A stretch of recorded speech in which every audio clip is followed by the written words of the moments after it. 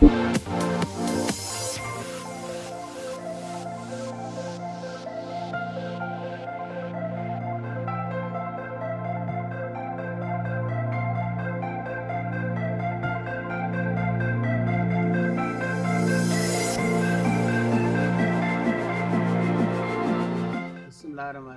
सभु न सुहिणा पखी सभु न हंज कंहिं कंहिं माण्हू मंझि अचे बोइबा।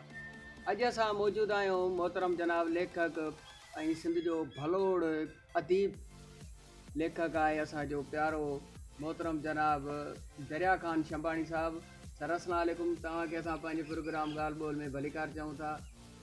कीअं आहियो? तबियत ठीकु आहे? सलाम, वॾी महिरबानी साईं, वॾी महिरबानी तव्हांजी। अवां पंहिंजो तारीफ़ करायो सर।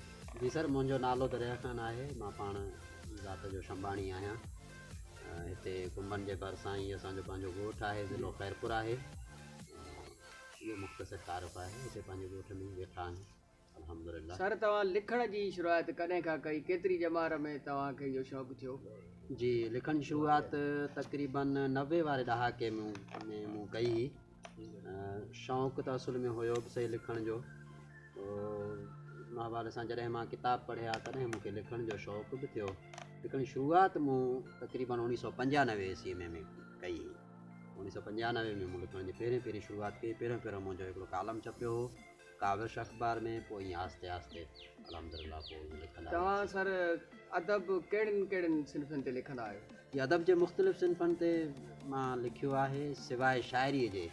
शाइरी मां कोन कंदो आहियां, बाक़ी अदब जे कहाणी, कालम, मज़मून, शाह लतीफ़ भिटाई रहमतुल्लाह अलैह ते मुंहिंजा काफ़ी मज़मून लिखियल बि आहिनि, छपियल बि आहिनि। मुंहिंजा नावेलेट जा किताब बि आयल आहिनि, मुंहिंजी कहाणियुनि जा कहाणी जो हिकिड़ो किताब बि आयल आहे।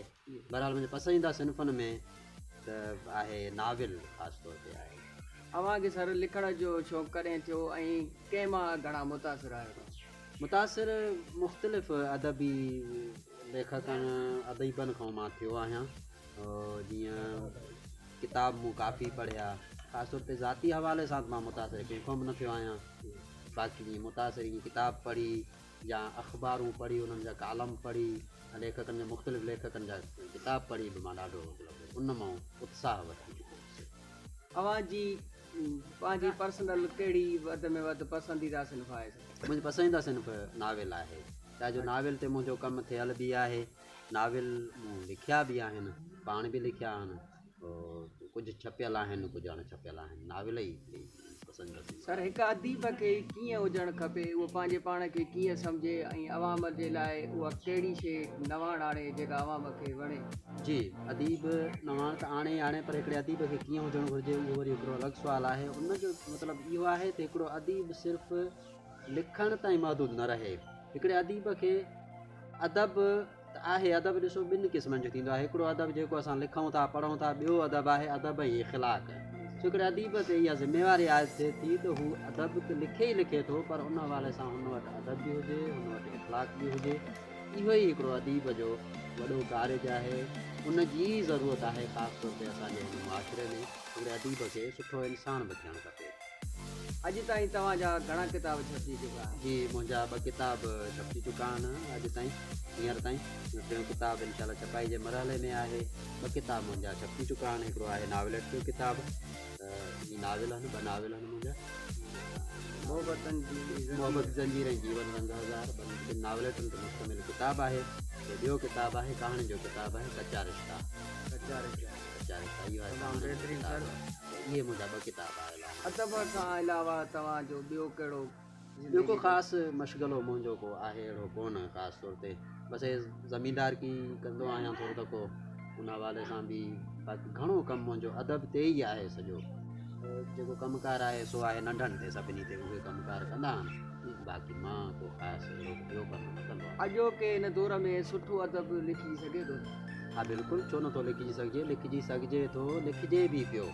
सुठो अदब लिखिजे पियो सिंध में, त मां त बिल्कुलु पुरुमीद आहियां त सिंध में सुठो अदब लिखिजे बि पियो, लिखी रहियो आहे सुठो अदब। क़दीम अदीब ऐं जदीद अदब में कहिड़ो फ़र्क़ु आहे? क़दीम अदब ईअं हुयो जो तॾहिं लेखक मतिलबु हुया त ई थोराई में हुया। तो उनजो जेको हुयो मवाद मुख़्तलिफ़ रिसालनि में या अख़बार में छपजंदो हुयो, अख़बारूं थोरियूं हूंदियूं त रिसाला बि थोरा हूंदा हुआ, तॾहिं उहो कमु जो हलंदो हो। जदीद अदब में जीअं त हाणे सोशल मीडिया जो दौरु आहे या अख़बारनि जो दौरु आहे, रिसालनि जो दौरु आहे, त उहो कमु ॾाढो हले थो पियो। क़दीम अदब में ख़ासि तौर इहो फ़र्क़ु आहे कि क़दीम अदब ॾाढो मज़बूत हूंदो हो, हाणे उनजी पज़ीराई नथी थिए, इन जे करे असां वटि नक़ाद न आहे। जेके नक़ाद हुजे त सुठो अदब सरगी थो सघे। सर आख़िर में तव्हां पंहिंजे चाहींदड़नि खे पंहिंजे फॉलोअरनि खे कहिड़ो मैसेज ऐं पैगाम ॾींदव? असांजे चैनल राजा शकील लाइ बि तव्हां पंहिंजा लफ़्ज़। मां पहिरियां त सभु खां राजा शकील तमामु घणो घुराईंदो आहियां, वॾी महिरबानी तव्हांजी। ऐं ॿियो त मतिलबु पैगाम इहो आहे त जेके चाहींदड़ आहिनि, असां सां मुहबत कंदड़ आहिनि, जेकॾहिं लिखणु था चाहिनि नवां लेखक, त उन्हनि खे लिखण लाइ मुतालियो ज़रूरी आहे, किताबनि जो पढ़णु ज़रूरी आहे। जेसिताईं किताबनि न पढ़ंदा, सुठो न लिखंदा, तेसिताईं सुठो न पढ़ंदा, तेसिताईं उहो सुठो लिखी न सघंदा। असांजो इहो ई पैगाम आहे। सर आख़िर में तव्हां पंहिंजे कंहिं शाइर जा ॿ ॿोल ॿुधाए छॾियो आहे त? शाइरी मां तव्हांखे ॿुधाए चुको आहियां त शाइरी मां असुल में कंदो न आहियां, पर तव्हां कंदा त न आहियो। तव्हां ते वॾी महिरबानी। वरी मां शाह साहिब जो हिकिड़ो बैत तव्हांखे ॿुधायूं था त कन कट कापट कापड़ी कनोटिया कन चीर, सदा वेहन सामुहां आशिक उतर हीर, तसा ॾेई तन खे साड़ियाऊं शरीर, जे फना थिया फ़क़ीर हलो तकिया पसंदि कनि। माशाल्लाह सर, वॾी महिरबानी, तव्हां पंहिंजो कीमती टाइम असांखे ॾिनो, तव्हांजा लख एहसान। तव्हांजी तमामु घणी महिरबानी। असां तव्हांजा सोराइता आहियूं जो महिरबानी करे तव्हां आया हो, इंटरव्यू कयो, तव्हांजी तमामु घणी महिरबानी। नाज़रीन, मूंखे ॾींदा इजाज़त, ख़ुदा हाफ़िज़।